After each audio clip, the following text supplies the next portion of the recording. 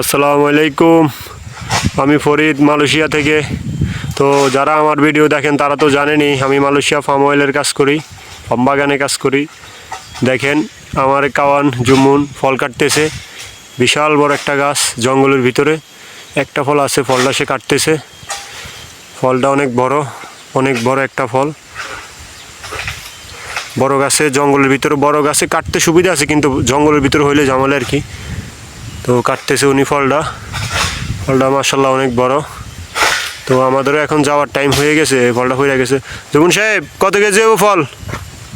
50 KG lima ফুলু 50 KG Malaysian.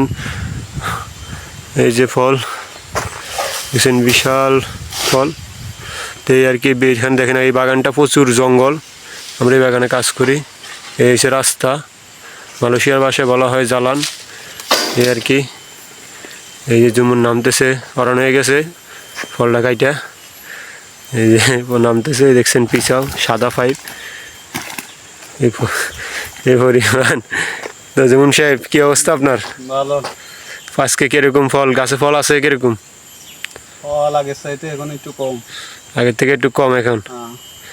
আজকে নতুন নতুন লোক আসবে কদিন পরে। আজকে আরো মালয়েশিয়ার সরকার, বাংলাদেশের সরকারের সাথে আজকে বৈঠক হয়েছে। দেখে শুনে আসেন, কলিং ভাবে আসেন, অবৈধ ভাবে আসেন না। অবৈধভাবে আইলে কি হইব? অবৈধভাবে আসলে বিশাল সমস্যা। মালয়েশিয়া অবৈধভাবে আইলে মালয়েশিয়া অবৈধ ভাবে আসলে জেল খাটতে হবে, চুরি করে কাজ করতে হবে, পুলিশি জরিমানা দিতে হবে। এতে ওতে মনে করেন যে আপনি বাড়ি 30-25 হাজার টাকা পাঠাতে পারবেন, ঠিক আছে? এর বেশি পাঠাতে পারবেন না। বৈধভাবে আসেন, অনেক শান্তিতে কাজ করতে পারবেন, অনেক ভালোভাবে চলতে পারবেন স্বাধীনভাবে। আসলে বাংলাদেশের দালালরা এইটা হলো বাংলাদেশ না, যে হলো পুলিশই 500 টাকা দিলাম, 200 টাকা দিলাম, ছেড়ে দিল। এখানকার নিয়ম খুব কড়া, পুলিশই এখানে রাজত্ব। আপনারা ভাইবে চিনতে। আসলে মালয়েশিয়া অবৈধভাবে টিকা যায় না, বহুত ঝামেলা মালয়েশিয়া।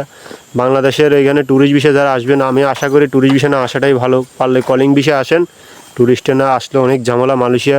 যদি কেউ ট্যুরিস্ট বিষয়ে এসে কাজ করে তাদেরকে যদি ধরতে পারে, অনেক হয়রানি করে। তো এই দয়া করে সবাই ট্যুরিস্ট বিষয়ে আসার চেষ্টা করবেন না বাংলাদেশের দালালের ফান্দে পইরা। ট্যুরিস্ট বিষয়ে ঘুরতে আসেন, সমস্যা নেই, কাজের উদ্দেশ্যে আসবেন না। কাজের উদ্দেশ্যে আসলেই অনেক ভোগান্তি মালয়েশিয়ার। যেরকম বা দালালরা বলবে, বাস্তবে এরকম কিছুই না। তাই আর কি, সবাই যায় আসবেন বা বুঝে শুনে আসবেন। তো ভালো থাকবেন। ওকে, হ্যাঁ জুমুন ভাই, ওকে ওকে, আল্লাহ হাফেজ। সবাই ভালো থাকবেন। ভালো লাগলে ভিডিওটা লাইক করবেন, চ্যানেলটা সাবস্ক্রাইব করবেন।